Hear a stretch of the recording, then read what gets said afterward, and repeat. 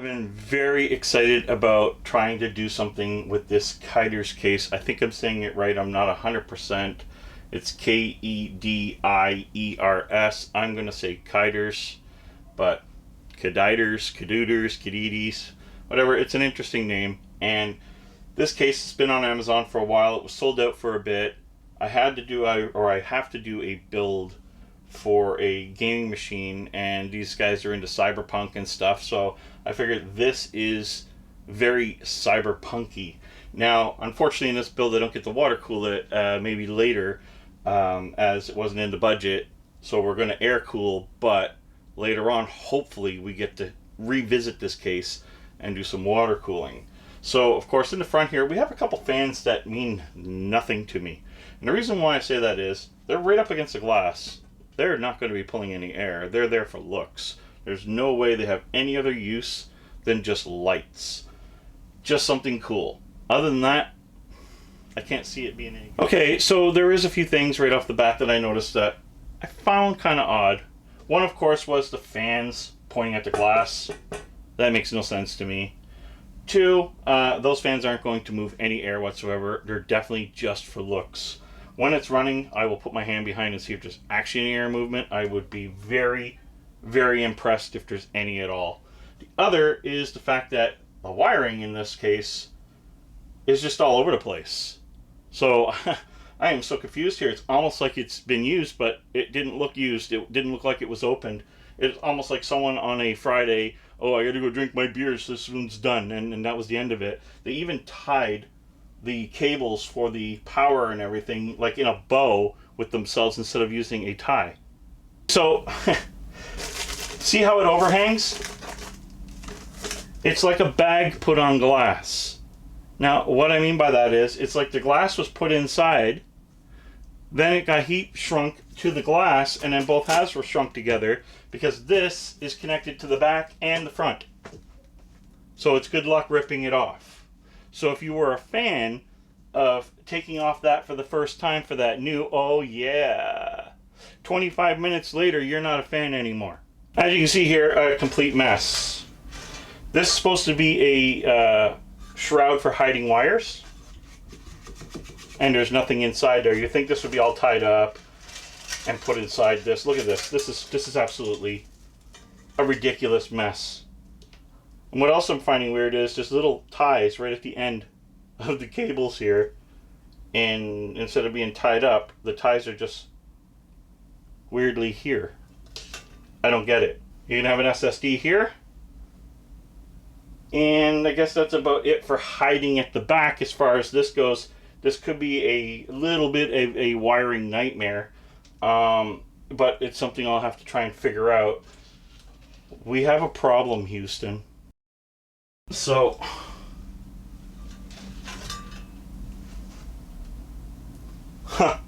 let's check this back. There's a remote control. It comes with all your screws, some zip ties, and a couple more of these nice little aluminum knobs that are shaved and look kind of cool for your glass. There's a couple extra ones here in case you lose them. How am I supposed to power up these fans, make them work? How are they supposed to light? How are they supposed to spin? How are they supposed to get power? The case is missing the most crucial ingredient. Unless I was to rip out all these fans, which is not why I bought it, it's not in the budget, is missing. Hey guys, so an hour on the phone with Amazon. I'm getting a special treatment. Another one's going to be here tomorrow.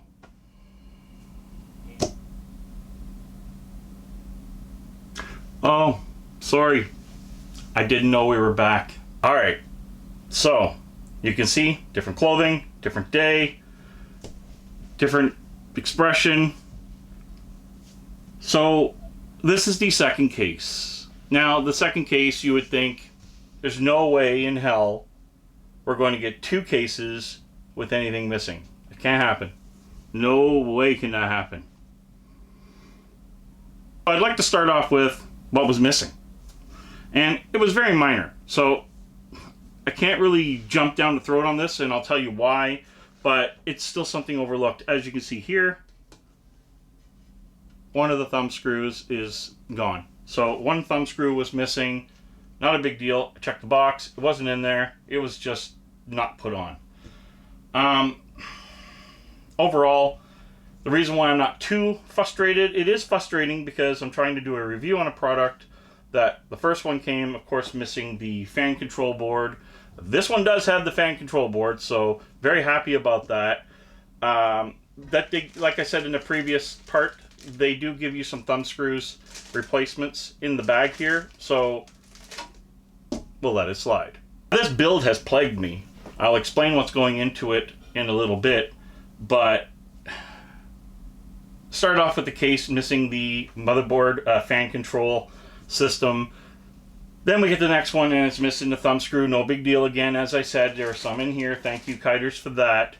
But the M.2 that I ordered, the NVMe for the operating drive, did not show up, and this machine needs to be built today. So I'm going to have to go with a standard SSD, and I will upgrade his mechanical drive to compensate to make sure that the person is happy, whereas the drive was just still going to be an OS drive and then a data drive.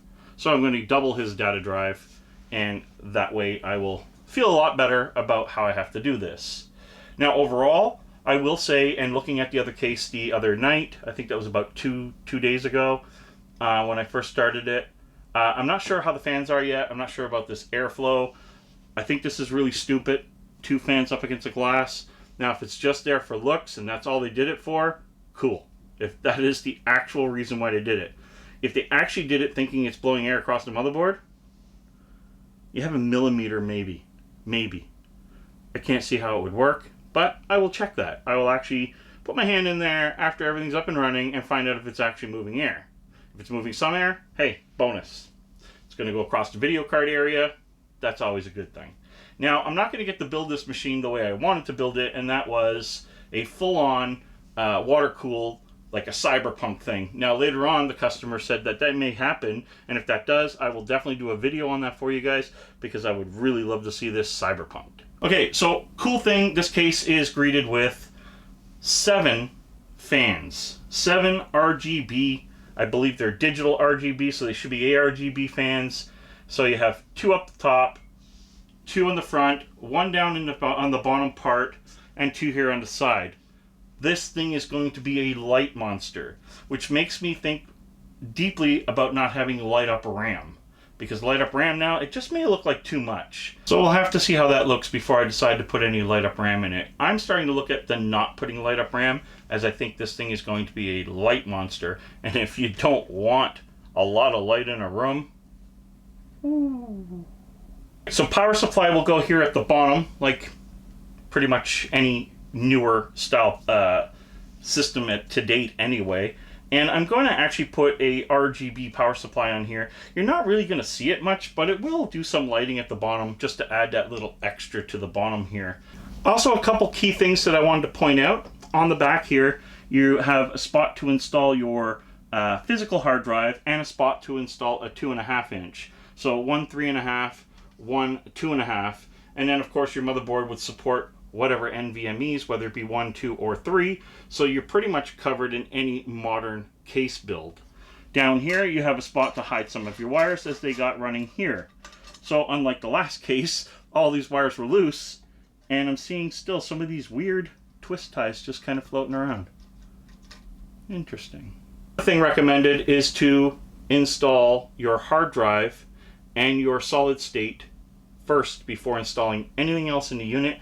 And I think that might be based on the fact that you have to run screws through the other side into the hard drive. If you're going to water cool this beast, it's going to be interesting because your rads will have to be outside the case, not inside. And the reason for that is you don't have a lot of footprint inside. So your rads would be outside. Again, going with the Cyberpunk theme, if I really get to do this, you could put 2 240 rads outside, and then what you would do is you would run your hoses in through these holes, or create your own, or through the glass, whatever you wish to do. Because at that point, you're cyberpunking it, just go for broke. Overall, you're getting an open air case. If these fans are going to move the air, I hope they move, you have no reason to be running hot. So in this build, it's going to be all air, and we're going to find out how much air it really does move, and we're going to find out what kind of temps we get, because that is going to be very important. In an open air style chassis like this, man, we should be able to do some amazing temps with this bad boy. Now, what I wanted to point out is, when you're going for a case like this, these fans, you can see that I can touch them, right? They have these guards right here. Now, what I want to point and make clear, if you have small pets or a dog, like my puppy, 120-pound King Shepherd, he's going to want to put his nose there, maybe while they're spinning. So I would highly recommend this case does not go on the floor. And I also would highly recommend you don't put this case on the floor anyway, as being an open chassis, it's going to be taking air in, and there's going to be a lot of flow. So with a lot of flow, you're going to have a lot of stuff picked up, and if it's on the floor, dust, especially on a hard floor, is going to go up through. It's going to end up all over your board, stick into your glass. It's just going to look like hell. So I highly recommend something like this, and when you're done, this should be a good enough showpiece for anyone to want to display on top of their desk. Okay, so for this build, we're going to use Ripjaw. I'm going to start off with the black and see how I like it. Ripjaw 3200 PC4. Put in a 120 solid state for the operations, and we're going to upgrade them to a 2 terabyte drive instead of a 1 terabyte. We're going to go with an ASA 650 watt 80 bronze ARGB. And we're going to go with the MPG X570 Gaming Edge Wi-Fi motherboard from MSI. I wanted this guy to make sure he has his upgradability and PCI 4 for when that time happens. It is running a 3600X, so we're going to have 16 gigs of RAM in this guy, and we're going to run, for now to keep his budget down, a RX 580 from Gigabyte overclocked gaming edition.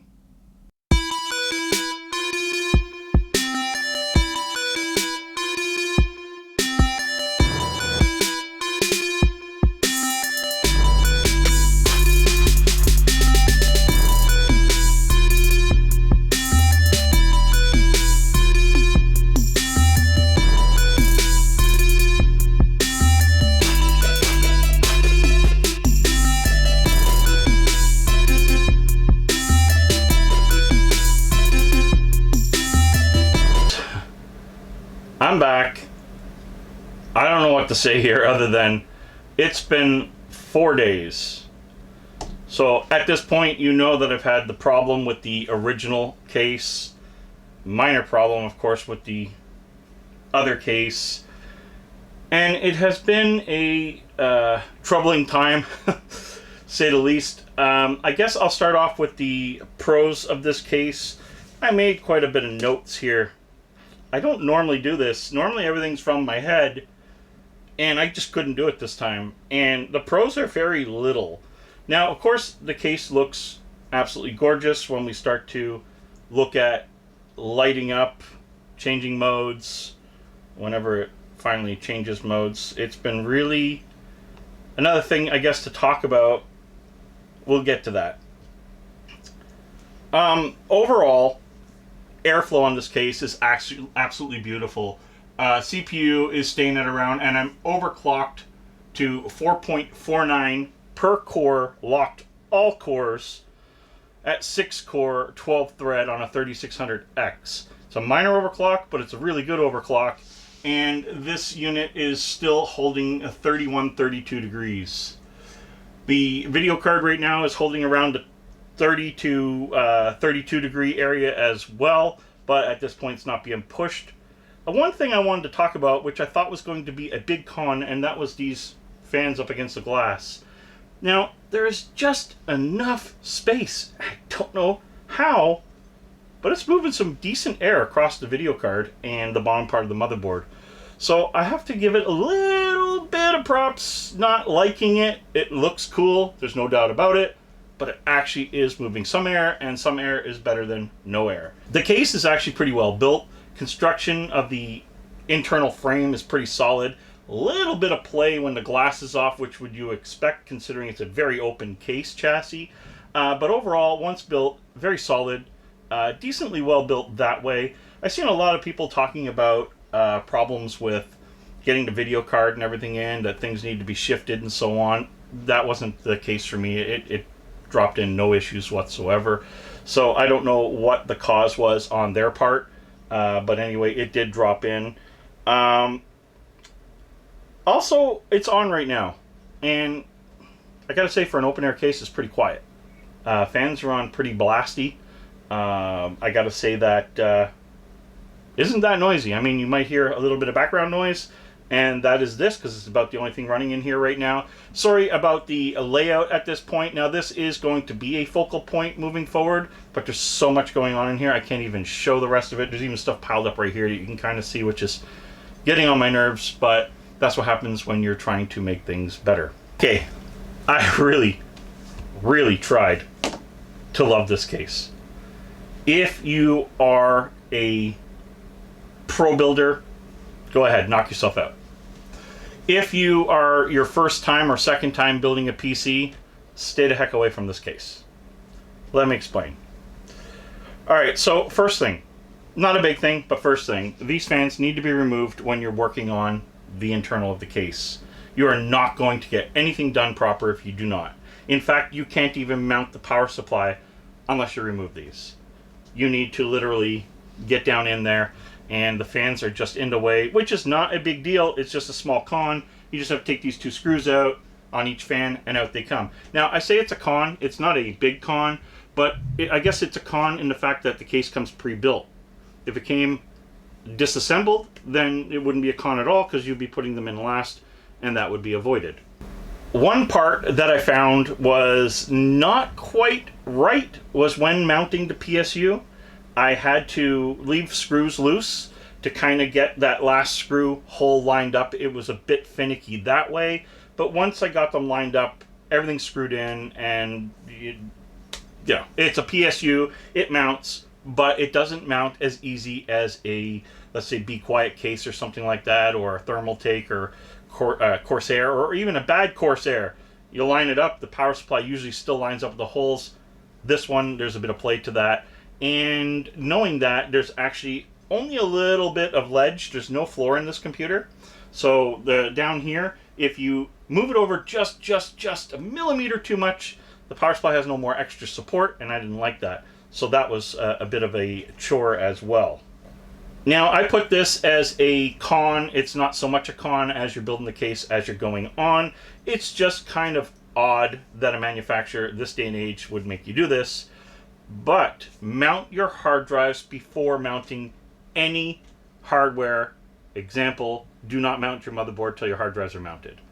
Reason being, you can get away with the solid state, but your physical hard drive, the 2 terabyte I put in this machine, the screws are underneath the motherboard. So you need to actually screw through the back plate the motherboard's going onto into the hard drive. Now, why is that a con? Well, your hard drive dies. I have to remove the motherboard to get that hard drive out. That is a huge con. If I just want to upgrade my hard drive, I'm going external on this thing. Simple as that. I'm going to call this a bit of a fire hazard / destroy your machine / blow shit up. I don't know. This is the easiest way to put this. But on the first case, I let it slide because I figured there's no way that can happen on the second case. And that was those little twist ties that I had talked about on the dangling on each fan wire. Well, that was left on every single one of these plugged into the fan hub. And if nobody can understand why that would be a problem, well, they're metal twist ties. So if any bit of the rubber on that metal is off in any way, or the tip touches, hits your control board goes pop, there goes that. Or maybe a spark, maybe a fire, who knows. Anyway, I am going to mention this to Kediers because I think that is something, I think it's just laziness. I think it's somebody's building it on a Friday and need to go home and drink their beer. I don't know what it is, but it's pure laziness, and it can actually cause either hardware malfunction or something worse, and I don't want to see that happen. So if you're buying this case, please make sure you take those stupid twist ties off, throw them in the garbage because they're not worth anything else. Okay, this was something I thought would be more of a problem as I went on further. It wasn't, and that is after you put the PSU in, because of the narrow bottom part here of the slope in, there's not a lot of space in front of the PSU. Well, there's no floor either, so you're not really going to try and hide wires there. So I had to get creative tuck wires down the frame coming down here, and then kind of go under the fans, just so you wouldn't look in and see this big pile of wire mess. And I'll get to that later, but this was not a fun machine to hide wires on, let me tell you. And I would recommend that if you're going to build with this case, M.2 all the way, and have none of those extra wires. That was a huge problem here, because I was running a normal solid state and a physical hard drive. You had to run SATA cables. You really don't want to have that in this case. It was not fun to route, and I don't recommend it to anybody.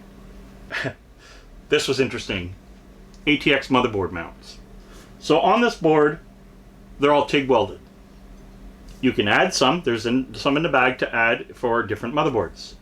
Well, if you guys remember, a lot of the older ATX motherboards have 4 holes on the very far end, not 3 like they do today. Well, this case was built, I guess, with the other ATX boards in mind, which means future-proofing the case was kind of an issue. Now, it's not a big deal if it was completely removable, but it wasn't. So I had to take vice grips, clip onto the one post you weren't going to use, and snap it off. Now, that wasn't very hard to do, but if you were a novice, or you were someone building for the first time, and you put your board over that, say goodbye to your board, or wonder why it doesn't post when it's shorted out. I am not done. To change the motherboard fan, the CPU fan. So you want to put something cooler on there. You want to, I don't know, maybe it's gummed up, you want to clean it. Now you're taking your motherboard out. Yep, they decided that there was not a good idea to make enough room to take the bracket off. Now, I understand in this build, being so small and narrow and keeping it in a small footprint, because this is technically a mini ATX case. So it's a full-size ATX, MATX, ITX capable board, or case. But doing so, things overhang, and the steel frame actually does cover one side of that plate. Now, if you can get at it by just using the factory plate, which most AMD water coolers and so on they'll use the factory plate, you can put your hand there, hold it there, and get it done. So it can be done, but not always. You may need to remove your board. I want you guys to also know that. So, possibility of removing the motherboard if changing the cooler. Having to remove the motherboard no matter what if changing the physical hard drive. When I wanted to say I would get back to the wiring mess, front I/O nightmare. Front I/O is on the left side of the case and facing it. All they had to do was move it to the right side and the wiring would have been easily gotten rid of. But nope, put it on the left side. Don't know why. I have to take everything they have, including the USB 3 thick wire, and try and tuck it in between the frame and the fans to get rid of it, to try and hide it. It was able to be done, but with some force. Or you could remove the fans, tuck it all, hold it there, put the fans back in, and hope that you've done a great job. So, hiding the I/O cables, a little tricky, but done. Didn't like that. All they had to do, put the buttons on the right side. The CPU cooler height. You gotta just be careful, right? So if you're buying a CPU cooler for this case, measure the gap between the board and the glass from the mounts. You can get away with some taller coolers, but I would not say too many. The lighting. The lighting is very interesting. I had it set to something. I changed the mode here. It tends to change what I think it should do. I don't know why. Sometimes it tends to say, I'm not even going to have the light on anymore. And then you have to press the power button and turn the light back on. I don't know if that's a safety feature of not running the lights for too long. You know, it could cause heat in an open air chassis.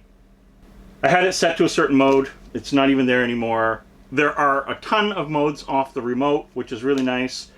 You can still use the button on the front. I find the button to be more a pain in the butt than it is worthwhile being there. They should have just said, hey, use the remote, much easier. I'm telling you right now, in this review, use the remote, much easier. Oh, that goes over a lot of the stuff that I wanted to talk about. I don't know if you guys are interested in something like this. Just remember that the end result is nice. I am not saying don't get the case. I'm just trying to explain what you're in for. The Kediers case is a very cool looking, cyberpunkish. I really hope I get to revisit it, sort of, because I'm hoping to do a custom water cooling loop in this, and I think that that could be a ton of fun. So until then, I've done what I can to make it as air cooled as possible, and honestly, it is running very decently cool. There's a lot of air movement. There you go. The lights are off. Must have gotten warm. But if I hit this power button, they're back on. Thank you for putting the nicest lighting control system ever in this system. You know what? I'm just going to go out and say this. If you're buying this case, highly recommend putting Easy DIY Fab fans in here right after you buy it. Their controller, their lights, their product definitely don't give you a problem. And I will leave a link for Easy DIY down in the description below, because they definitely need to go in this case. But guys, the review was based on how this machine comes, what it's like. It is a very nice build. It is a tedious build, but in the end, you do get something very nice out of it. Till next time, guys, I hope you enjoyed the review on this Kediers case. There are different colors, of course. I'll leave a link, actually, to my Amazon affiliate. You'll see that there's red bases, white bases, and so on. And it's up to you if you want to build in this case. Again, the end result is something nice. If you are cyberpunkish and that's your type of want, that's your type of look, you would definitely love to water cool this thing for sure. Having hoses come out and do different things, I think this case would be just amazing. Now the fans have decided to just stop, but the lights are still on. Power again. No. Fans. Oh, I have a fan button that I never hit to turn it off. So there you go. Thanks for watching. Till next time, guys. Game over.